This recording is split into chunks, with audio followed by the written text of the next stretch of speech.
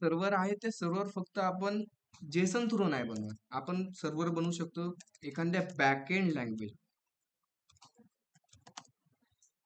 जे काय आपलं सर्व्हर असतं ते सर्व्हर कशापासून बनलं जातं? आपल्या बॅकएंड लँग्वेज पासून. एक्झाम्पल आपण नोट.js मध्ये सर्व्हर बनवतो. त्यानंतर तुम्ही पायथन मध्ये पण सर्व्हर बनवले असेल. काही जणांनी PHP मध्ये पण सर्व्हर बनवले असेल आणि जावा मध्ये पण आपलं काय असतं? सर्व्हर बनवता येतं. अशा भरपूर साऱ्या मल्टिपल टेक्नॉलॉजी आहे आणि त्या टेक्नॉलॉजीचा यूज करून आपण काय करतो? सर्व्हर क्रिएट करतो. बट जो आपण आता शिकतो, कोणती टेक्नॉलॉजी शिकतो? React.js. मग ही जी काय React.js टेक्नॉलॉजी आहे ती टेक्नॉलॉजी कोणती आहे? Front end technology. कोणती टेक्नॉलॉजी आहे? फ्रंट एंड टेक्नॉलॉजी आहे React.js. मग आता React.js मध्ये जो डेटा पाहिजे तो डेटा किंवा जो आपल्याला API पाहिजे ते API कोण प्रोव्हाइड करतं? Backend developer. मग आता आपल्याला बॅकएंड येतंय का? फ्रंट एंड डेव्हलपरला बॅकएंड येतंय का? नाही. मग त्यासाठी काही डेव्हलपरने फ्रंट एंड डेव्हलपरसाठी डमी API बनवण्यासाठी एक सर्व्हर क्रिएट केले आणि त्या सर्व्हरला नाव दिले Jason server. Okay, simple fund आहे. एक डमी जेसन सर्व्हर आहे, त्यामध्ये आपण ऍक्च्युअली प्रोजेक्ट मध्ये यूज नाही करत, फक्त डेव्हलपमेंटच्या टायमिंगलाच आपण काय करतो? त्या सर्व्हरचा यूज करतो. जस्ट कसं क्रिएट करायचं आपण ते पाहू, है ना? तर काय करायचं? फर्स्ट मी गुगलला सर्च करतो जेसन सर्व्हर. जसं मी इथे जेसन सर्व्हर क्रिएट, जसं मी इथे गुगलला सर्च केलंय जेसन सर्व्हर, तर इथे आपल्याला एक NPM ची ऑफिशियल वेबसाईट भेटते आणि त्या ऑफिशियल वेबसाईट मध्ये बघा जेसन सर्व्हर आहे. जसं मी ते NPM च्या ऑफिशियल वेबसाईटला गेलो आणि इथे बघा काय इथे आपल्याला भेटतंय की NPM ची ऑफिशियल वेबसाईट आहे आणि इथे आपल्याला कोणता डेटा भेटणार आहे? जेसन सर्व्हरचा. जसं की इथे आपण बघू शकतो त्याला डाउनलोड करायचे कमांड्स दिले आहेत, इन्स्टॉलेशन कसं करायचं, त्यानंतर त्याचा यूज कसा करायचा. ओके, भरपूर सारी इन्फॉर्मेशन दिली. आपण थोडीशी त्याला इन्फॉर्मेशनला एक्सप्लोअर करू.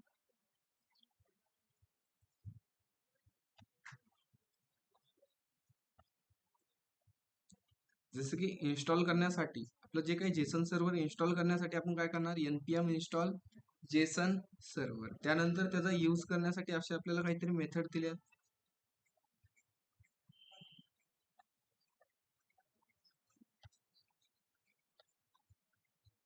ठीक आहे, ठीक आहे, आपण तुम्ही नंतर वाचा. त्यामध्ये जे काही गिटअप रिपॉझिटरी मध्ये आहे डॉक्युमेंटेशन ते तुम्ही नंतर वाचा. ओके, मी डायरेक्टली तुम्हाला एक्झाम्पल कसं यूज करायचं ते दाखवतो.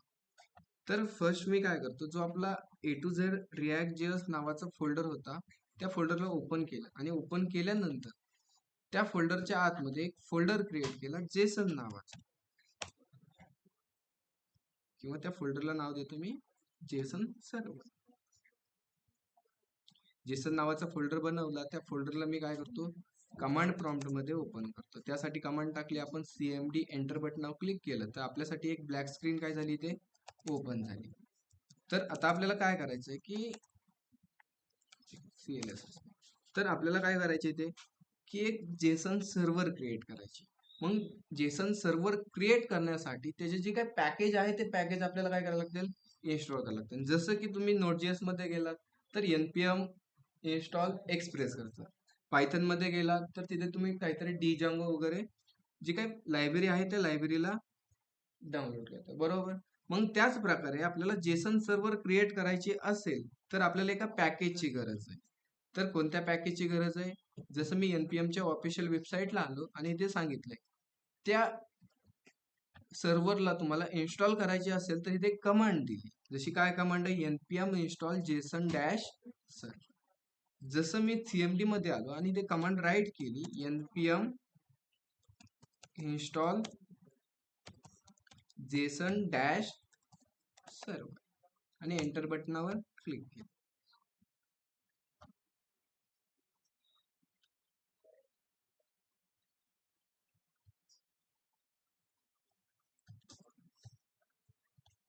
जसं मी एंटर बटनावर क्लिक केलं तर जे काही जेसन सर्व्हर जे पॅकेज होतं ते पॅकेज काय झालं? इन्स्टॉल झाले. आणि आपण इथे पाहू शकतो की ऍडेड 43 पॅकेज, म्हणजे काहीतरी आपले पॅकेज काय झालेत? ऍड झाले. त्यानंतर ते मी डॉक्युमेंटेशनच्या वेबसाईटला आलो NPMच्या. त्यानंतर त्याला आपल्याला काय करायचं? यूज करायचं. मग यूज करण्यासाठी इथे बघा त्यांनी काय सांगितलंय? क्रिएट, जस्ट पॅकेज इन्स्टॉल केले, इथे मी तो फोल्डर आहे तो फोल्डर मी VS कोडला काय करतो ओपन, आणि ओपन केल्यानंतर आपण इथे पाहू शकतो एक नोड मॉड्यूल फाईल्स क्रिएट झाली आणि त्यानंतर इथे दोन पॅकेज डॉट जेसन नावाचे दोन फाईल काय झाले तिथे क्रिएट झाले. ठीक आहे, इतर तर नॉर्मल आहे. त्यानंतर मी त्या वेबसाईटला आलो, वेबसाईटला आल्यानंतर त्याला यूज कसं करायचं ते मी काय करतो, त्याला स्टेपला फॉलो करतो. जसं की त्याला यूज करण्यासाठी त्यांनी सांगितले create a dB dot JSON file. म्हणजे काय करा, तुमचं जे काय फोल्डर स्ट्रक्चर आहे त्या फोल्डर स्ट्रक्चरच्या आतमध्ये तुम्ही काय करा, डीबी डॉट जेसन नावाची फाईल काय करा तुम्ही तिथे क्रिएट करा. जसं मी इथे आलो आपल्या फोल्डर स्ट्रक्चर म्हणजेच VS कोडला, आणि इथे एक फोल्डर क्रिएट करतो किंवा फाईल क्रिएट करतो, डीबी डॉट जेसन बनवली. आता तुम्ही आतापर्यंत पाहिलं असेल .gs, .jsx, त्यानंतर .html, .css अशा भरपूर तुम्ही फाईलचे एक्सटेन्शन पाहिलं असेल. मग आता हे जेसन म्हणजे काय, जसं की मला सांगा JS म्हणजे काय. JS म्हणजे जावास्क्रिप्ट. O म्हणजे काय, O म्हणजे ऑब्जेक्ट. मग जो काय हा JSX आहे त्याचा फुल फॉर्म काय आहे की जावास्क्रिप्ट ऑब्जेक्ट नोटेशन. काय त्याचा फुल फॉर्म, ठीक आहे, जास्त तुम्हाला कधी विचारलं नाही जाणार, फक्त जस्ट जेसन म्हणजे काय विचारलं तर तिथे म्हणायचं तुम्ही जावास्क्रिप्ट ऑब्जेक्ट नोटेशन. मग जावास्क्रिप्ट ऑब्जेक्ट नोटेशन, तर जसं तुम्ही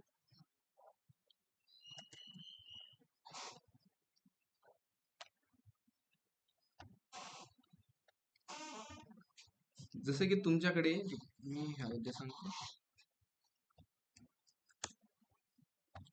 जसं की जावास्क्रिप्ट मध्ये तुमच्याकडे डेटा टाइप्स असतात. जसं की एक डेटा टाइप असतो वॅर डेटा इक्वल टू आणि डबल कोलन टाकला तर ह्याचा डेटा टाइप झाला कोणता, स्ट्रिंग झाला, बरोबर. त्यानंतर मी अजून एक व्हेरिएबल बनवला आणि त्या व्हेरिएबल मध्ये मी असं काहीतरी 10 स्टोअर केलं तर ह्याचा डेटा टाइप कोणता आहे, नंबर टाइप. ओके. त्यानंतर अजून एक व्हेरिएबल बनवला आणि त्याला टाइप दिला मी कोणता, स्क्वेअर ब्रॅकेट, तर ह्याचा टाइप कोणता झाला आता, ॲरे झाला, बरोबर. त्यानंतर अजून एक व्हेरिएबल बनवला मी जसं की डेटा इक्वल टू आणि कर्ली ब्रॅकेट टाकली तर आता ह्याचा डेटा टाइप कोणता आहे, ऑब्जेक्ट आहे. ओके. त्यानंतर अजून एक मी व्हेरिएबल बनवला आणि त्याला नाव दिलं स्क्वेअर ब्रॅकेट, तर आता डेटा टाइप कोणता आहे, ॲरे, बरोबर. आणि त्याच्या आतमध्ये मी असे कर्ली ब्रॅकेट राईट केले तर आता ह्याचा डेटा टाइप कोणता झाला, ॲरे ऑब्जेक्ट झाला, बरोबर. मग जो काय आपला जेसन फाईल असते त्या जेसन फाईल मध्ये जो काय डेटा असतो तो डेटा असतो असा ॲरे ऑब्जेक्ट मध्ये असतो. कसा असतो त्यामध्ये डेटा, एका ॲरे ऑब्जेक्ट मध्ये. मग मी काय केलं, त्या जेसन फाईल मध्ये एक ॲरे घेतला आणि त्या ॲरे मध्ये मी असं काहीतरी एक ऑब्जेक्ट घेतला आणि त्या ऑब्जेक्ट मध्ये मी असं काहीतरी लिहितो, राईट करतो, जसं की डबल कोलन नेम आणि त्याचं नेम टाकतो असं AB. त्यानंतर अजून एक ऑब्जेक्ट घेतला मी, सिंटॅक्स मध्ये मी राईट करतो ABC घेतलं. ओके. त्यानंतर त्यामध्ये अजून एक ऑब्जेक्ट घेतला आणि त्या ऑब्जेक्टचं नेम देतो मी इथे PQR. त्यानंतर अजून एक ऑब्जेक्ट घेतला आणि त्या ऑब्जेक्टला नाव देऊ आपण इथे XYZ. जसं की काय केलंय मी, एक पॅकेज आहे त्या पॅकेजचं नाव आहे जेसन सर्व्हर. त्या पॅकेजला मी इथे काय केले, डाउनलोड केले. डाउनलोड केल्यानंतर आपल्या इथे नोड मॉड्यूल फाईल आणि पॅकेज डॉट जेसन नावाचे दोन फाईल काय झाले तिथे क्रिएट झाले.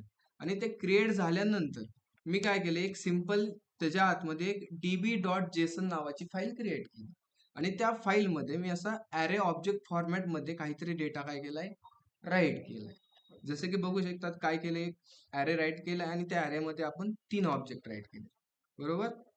मग जो आपण हा डेटा राईट केलाय, बस झालं आपलं एक Jason server.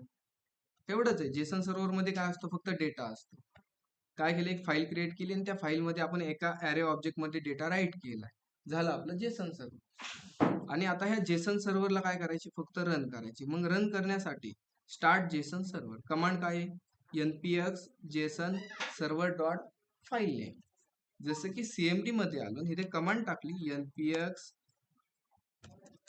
Jason dash server आणि आपलं फाईल नेम काय आहे db.js. एंटर बटन मी जसं क्लिक केले तर इथे आपल्याला काहीतरी रन झालेलं दिसतंय. Jason server started on port number 3000. त्यानंतर इथे इंडेक्स दिसले आणि काहीतरी आपल्या इथे एक URL दिसलं. जस्ट मी ह्या URL ला ब्राउझरला सर्च केलं localhost:100. पुढे आपले ब्राउझरला आलो आणि ब्राउझरला मी इथे सर्च करतो localhost:300. जसं मी ही URL अशी सर्च केली तर माझ्या पुढे असं काहीतरी आलं जेसन सर्व्हर आलंय. तर आपल्याला काय करायचं एक सर्व्हर बनवायची. आता सर्व्हर म्हणजे काय, जसं की तुम्ही Node.js मध्ये सर्व्हर बनवत होतात, तिथे काहीतरी तुम्ही कोड टाईप करत होतात आणि तिथे Node.js मध्ये सर्व्हर क्रिएट करत होतात. त्यानंतर तुम्ही सर्व्हर बनवलं पायथन मध्ये, PHP मध्ये किंवा जावा मध्ये बनवलं असेल. ज्या टेक्नॉलॉजी तुम्ही पाहत असेल त्या टेक्नॉलॉजी मध्ये तुम्ही ते सर्व्हर क्रिएट केलं असेल. आता सर्व्हर म्हणजे काय, सर्व्हर म्हणजे काय की सर्व्हर मध्ये काय असतं की डेटा हँडल करण्याची कॅपॅसिटी असते, त्यानंतर डेटा स्टोअर करण्याची तिथे कॅपॅसिटी असते. जसं की मी तुम्हाला सांगितलं की तुमच्या जो काय रिॲक्ट जेएस आहे त्या रिॲक्ट जेएस मध्ये काय करा की युजरची इन्फॉर्मेशन स्टोअर करा. तर करू शकतात का तुम्ही? नाही करू शकत. त्यासाठी तुम्हाला काय करणार आहे, एक सर्व्हर बेस्ड लँग्वेज लागणार आहे आणि त्या सर्व्हर बेस्ड लँग्वेजला तुम्ही डेटाबेस कनेक्ट करून तिथे काहीतरी तुम्ही डेटा स्टोअर करणार आहे.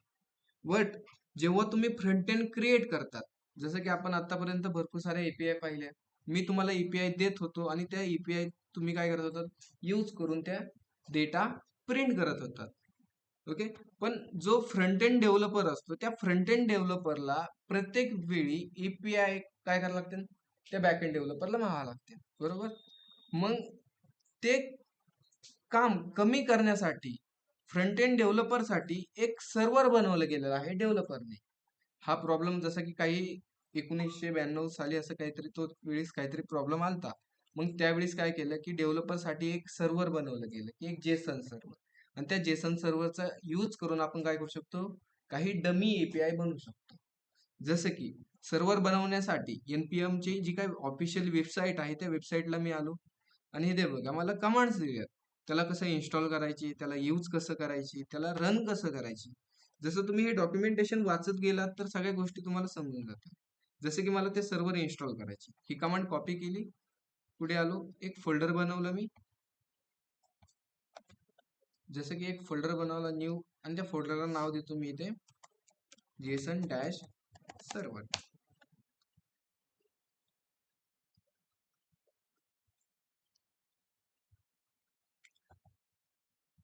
जी काही फोल्डर बनवलं होतं त्या फोल्डरला मी काय करतो, माझ्या कमांड प्रॉम्प्ट मध्ये ओपन करतो किंवा आपण त्याला सीएमडी म्हणतात. मग सीएमडी मध्ये मी ओपन केल्यानंतर इथे काय करतो, जे मला सर्व्हर बनवायची कमांड आहे किंवा त्या सर्व्हरला डाउनलोड करण्याची कमांड आहे ती कमांड मी कॉपी केली आणि त्या सीएमडी मध्ये येऊन काय केली, ते कमांड मी पेस्ट केली.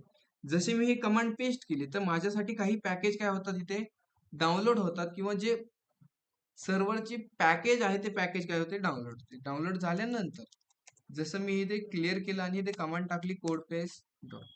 तुम्हाला माहित आहे कोड पेस्ट डॉट टाकल्याने काय होणार की आपल्यासाठी एक व्हीएस कोड ओपन होणार आहे. आणि व्हीएस कोड ओपन झाल्यानंतर आपण इथे पाहू शकतो की मला काही फाईल शो होतात. काही जणांना होत नसतील, काही जणांना होत असतील, काही प्रॉब्लेम नाही. कदाचित बऱ्याच वेळ काय होतं की आपल्याला ती कमांड राईट केल्यानंतर आपल्याला फाईल शो होत नाही.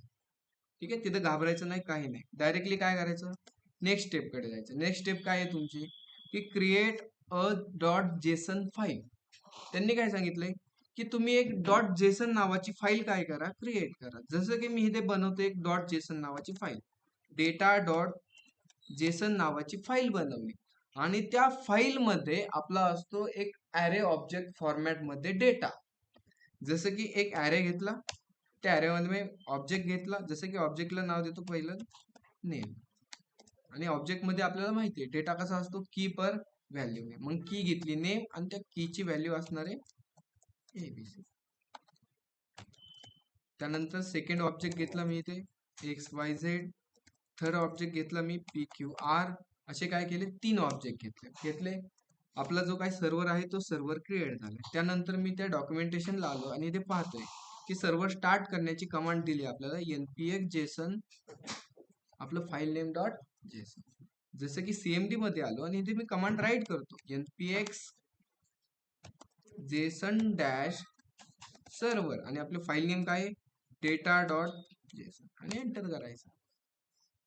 जसं तुम्ही एंटर करताना तर जो काही तुमचं सर्व्हर आहे ते सर्व्हर काय झालंय आता इथे स्टार्ट झालंय पोर्ट नंबर 3000 वर. जसं मी हा पोर्ट नंबर ब्राउझरला आलो ना हा पोर्ट नंबर मी सर्च केला तर तिथे बघा काय झालंय की ह्या प्रकारे मला काहीतरी एक पेज ओपन झालंय इथे आणि ह्या पेज मध्ये काय काय दाखवतंय इथे एक जेसन सर्व्हर दिलंय अवेलेबल रेस्ट असं काहीतरी दिलंय आपल्याला इथे.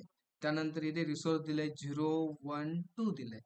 जसं मी ह्या 0 वर क्लिक केलं तर काय होतंय मला एक ऑब्जेक्ट स्टोअर झालाय म्हणजे मला एक ऑब्जेक्ट काय झालाय शो झालाय. जसं मी ह्या 1 वर क्लिक केलं तर काय होतंय XYZ नावाचा ऑब्जेक्ट काय झालाय शो झालाय. त्यानंतर मी 2 वर क्लिक केलं आणि आता इथे बघा कोणता ऑब्जेक्ट स्टोअर झालाय शो झालाय मला PQR चा.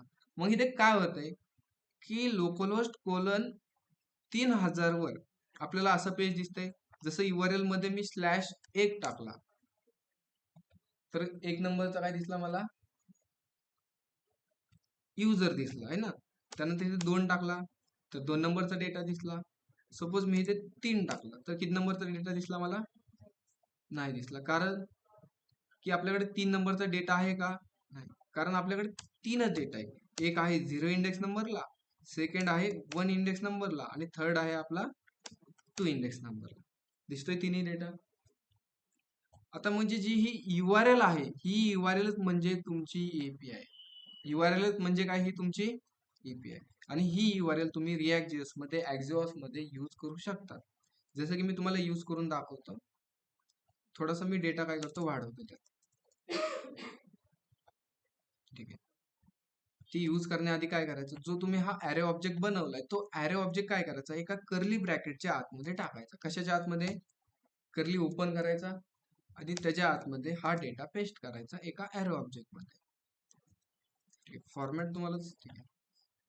तर जी तुमची जेसन फाईल असते त्या जेसन फाईल मध्ये डेटा कसा असतो एक कर्ली ब्रॅकेट घ्यायचा आणि त्या कर्ली ब्रॅकेटच्या आतमध्ये एक व्हेरिएबल घ्यायचा. जसं की मी व्हेरिएबल घेतो इथे युजर नावाचा घेतला कोलन दिला आणि इथे घेतला मी एक स्क्वेअर ब्रॅकेट. स्क्वेअर ब्रॅकेट म्हणजे काय एक ॲरे घेतला आणि त्या ॲरे मध्ये आपले मल्टिपल ऑब्जेक्ट राईट करायचे. काय करायचे इथे मल्टिपल ऑब्जेक्ट. जसं की मी पहिला बनवलं नेम कोलन त्याचं नेम टाकलं ABC.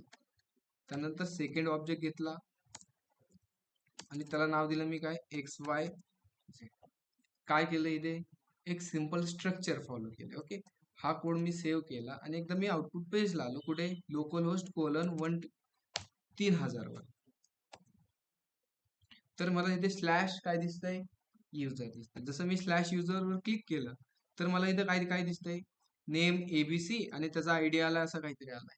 त्यानंतर इथे नेम आला XYZ आणि इथे आयडी आलाय त्याचा रॅन्डम असं काहीतरी.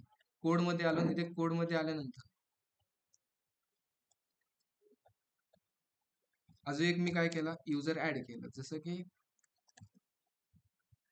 PQR नावाचा PQR. कोड सेव्ह केला आउटपुट पेजला आलो इथे रिफ्रेश केलं तर झाला एक ऑब्जेक्ट ऍड. आपल्याला असं येतो ना एखाद्या API मधून आपल्याला असाच डेटा येतो ना.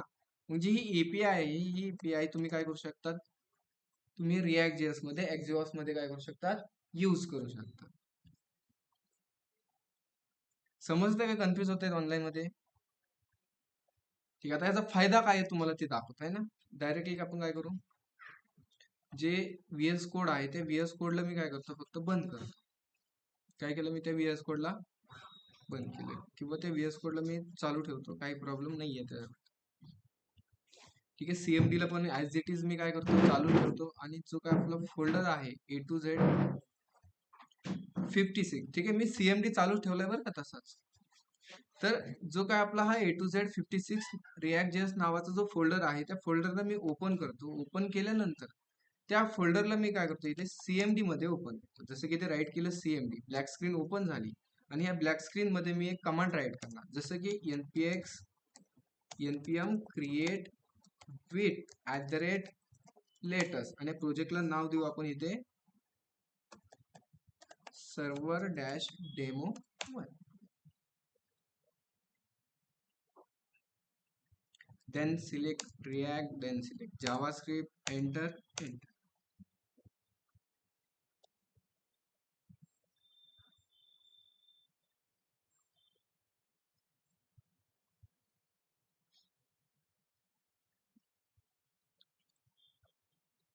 तर आपलं इथे ऍप्लिकेशन ओपन झाले किंवा क्रिएट झाले. कंट्रोल-C केलं, स्क्रीनला एकदा क्लिअर करतो आणि इथे कमांड टाकणार cda server dash demo 1, enter. स्क्रीनला एकदा क्लिअर केलं आणि इथे कमांड टाकली मी कोड पेस्ट डॉट, म्हणजे जे आपलं रिॲक्ट जेचं ऍप्लिकेशन क्रिएट झाले ते ऍप्लिकेशन काय झाले इथे आता VS कोडला ओपन झाले. आणि VS कोडला ओपन झाल्यानंतर मी इथे काय करतो, जो SRC नावाचा फोल्डर आहे तो SRC नावाच्या फोल्डरच्या आतमध्ये एक आपली app.js नावाची काय फाईल आहे, आणि जो आपल्याला बिना कामाचा कोड आहे तो कोड फक्त मी काय करतो रिमूव्ह करतो.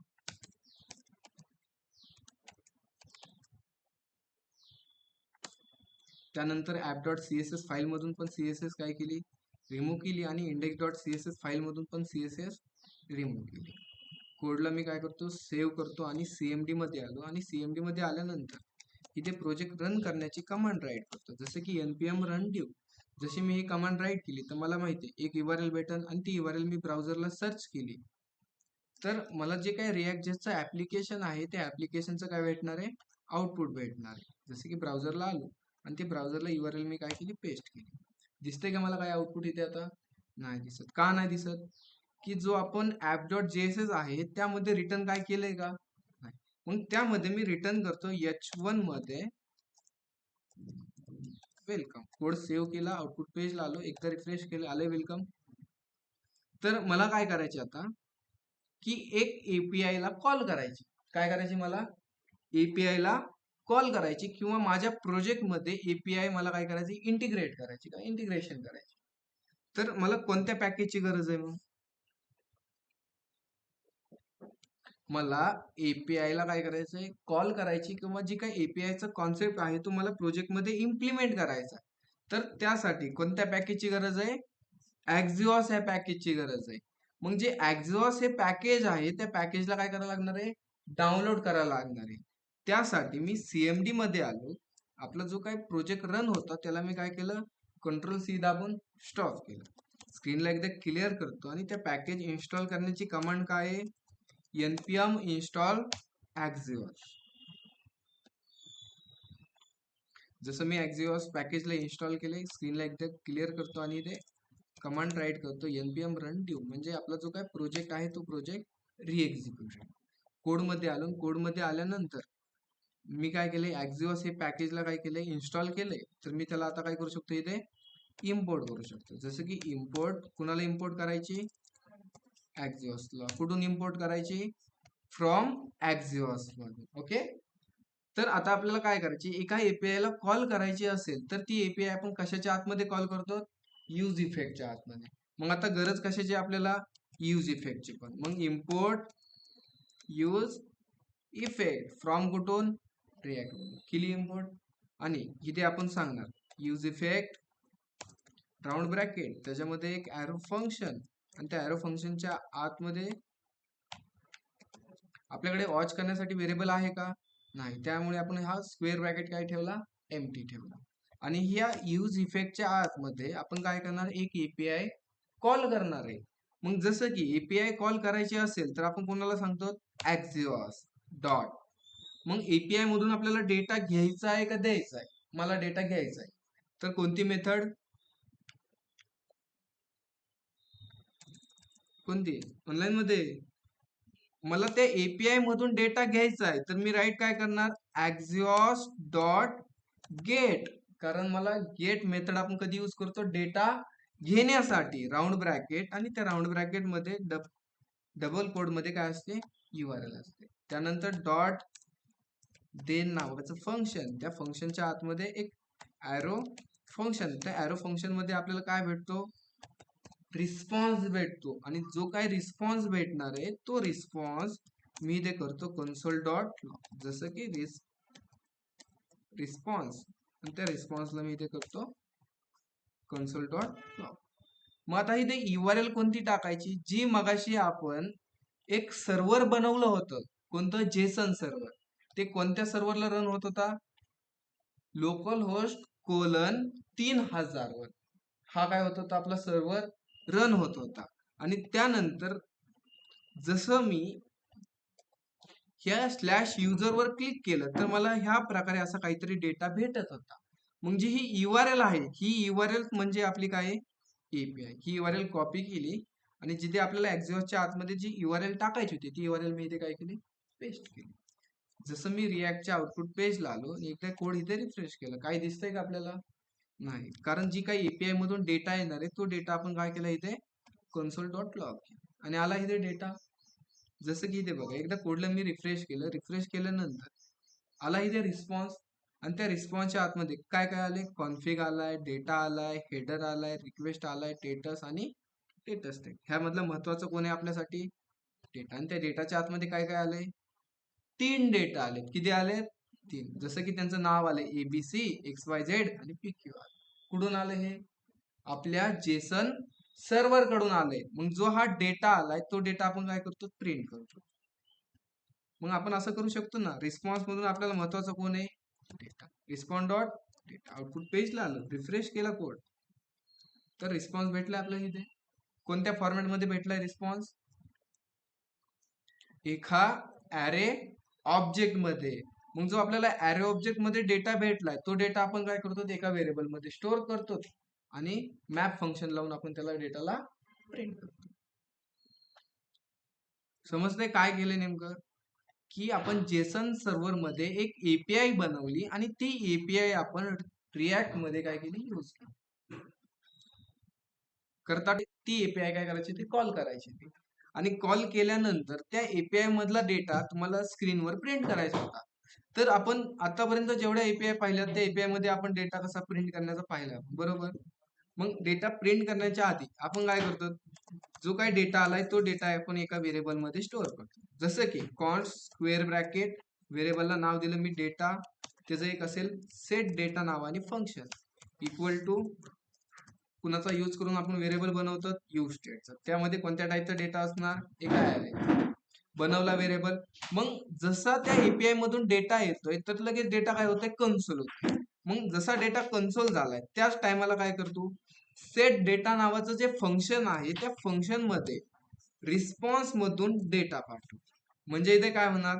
ह्या फंक्शनला डेटा पाठवला तर तो डेटा इथे जाणार आणि हा डेटा ह्या डेटा नावाच्या व्हेरिएबल मध्ये स्टोअर झालाय. मग जो हा डेटा नावाच्या व्हेरिएबल मध्ये डेटा स्टोअर झालाय कोणत्या फॉर्मॅट मध्ये झालाय? एका ॲरे ऑब्जेक्ट मध्ये. मग ॲरे ऑब्जेक्ट मधला डेटा प्रिंट करायचे असेल तर जावास्क्रिप्ट मध्ये आपण जावास्क्रिप्ट मध्ये फॉर लूपचा यूज करतो. मग रिॲक्ट जेएस मध्ये आपण एक टॉपिक पाहिलाय की तिथे आपण मॅप फंक्शनने डेटा प्रिंट करतो. मग कसा डेटा प्रिंट करायचा? कर्ली ब्रॅकेट ओपन करायचा, क्लोज करायचा. कशामधून डेटा प्रिंट करायचा आहे? डेटा नावाच्या व्हेरिएबल मध्ये. मग इथे डेटा डॉट मॅप. मॅप हे फंक्शन आहे राऊंड ब्रॅकेट, त्याच्यामध्ये असतो एक ॲरो फंक्शन आणि ॲरो फंक्शन मध्ये जिथे कर्ली ब्रॅकेट असतो तिथे आपण टाकतो राऊंड ब्रॅकेट. आणि त्या ॲरो मध्ये आपल्याला 2 व्हॅल्यू भेटतात. एक भेटते व्हॅल्यू आणि सेकंड भेटतो इंडेक्स, राईट? आणि जो काही डेटा आलाय तो डेटा तुम्ही इथे एक एम्प्टी टॅग घ्या किंवा त्याला आपण म्हणतो सेगमेंटेशन टॅग.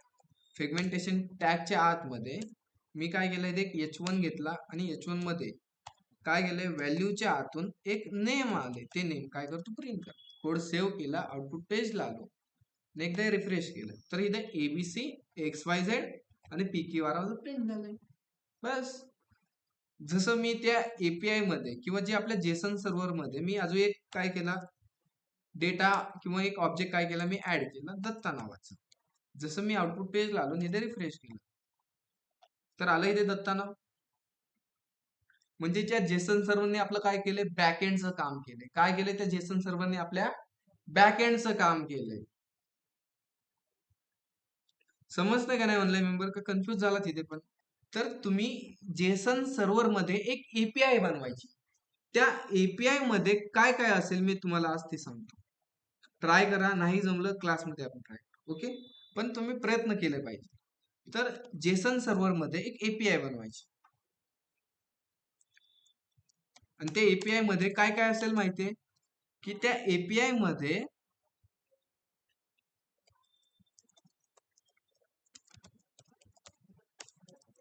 काय काय असेल? फर्स्ट प्रोडक्ट आयडी तर ऑटो जनरेट होईल किंवा तुम्ही प्रोडक्ट आयडी टाका. त्यानंतर प्रोडक्टचं नेम असेल. त्यानंतर मला सांगत चला बरं का, ऑनलाईन मध्ये मी पाहतोय तुमचे मेसेज.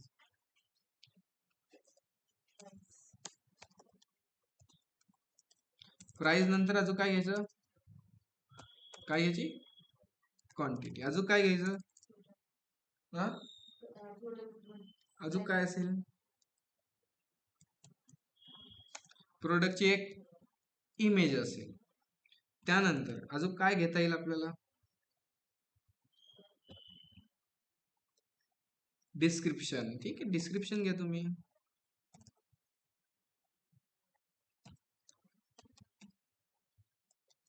डिस्क्रिप्शन. ओके, नाहीतर शॉर्टकट मध्ये राईट केलं तरी चालेल. अजून बस. अजून काय घ्या माहितीये? बस एवढेच प्रोडक्ट बस झाले. ठीक आहे, तर हे काय असतील तुमचे जेसन सर्व्हर मध्ये एवढ्या फील्ड असतील. आणि ज्या जेसन सर्व्हर मध्ये तुम्ही ईपीआय बनवली किंवा जी युआरएल बनवली, त्या युआरएल मधला डेटा तुम्हाला रिॲक्ट जेएस मध्ये प्रिंट करायचा आहे. समजलाय कसा प्रिंट करायचा आहे? ठीक आहे, एका कार्ड मध्ये प्रिंट करा किंवा कसा पण करा. ओके, आणि डेटा किती करायचे यात भरायचे माहितीये तुम्हाला? तुम्हाला ह्यात डेटा भरायचे 49. ठीक आहे, फर्स्ट ऑप्शन असेल 49 भरले बेटर राहील, गुड, बेटर. सेकंड 99 भरा आणि थर्ड डायरेक्ट 100 भरा. कसे भरायचे सांगतो. आता ही जेसन एपीआय पहिल्यांदा तुम्ही असं काहीतरी कोड टाईप करायचा, छोटासा कॉपी करायची, लोड नाही घ्यायचा. ठीक आहे ना? तुमच्याकडे सर्वांकडे चॅट जीपीटी आहे. चॅट जीपीटीला ती सगळे स्टेप फॉलो टाकून द्यायचे आणि त्याला सांगायचं क्रिएट जेसन फाईल इन किती 20 डेटा. एंटर.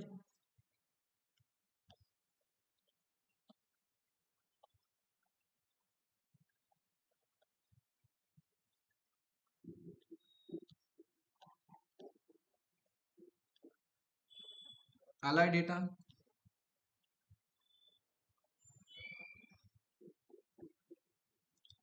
कॉपी केला, आपल्या जेसन सर्व्हर मध्ये आलो, कोड पेस्ट केला, काही सुद्धा नाही केलं, आणि इथे आलो आणि इथे एकदा रिफ्रेश केले. ठीक आहे, आता भला मोठा एरर आलाय. का आलाय?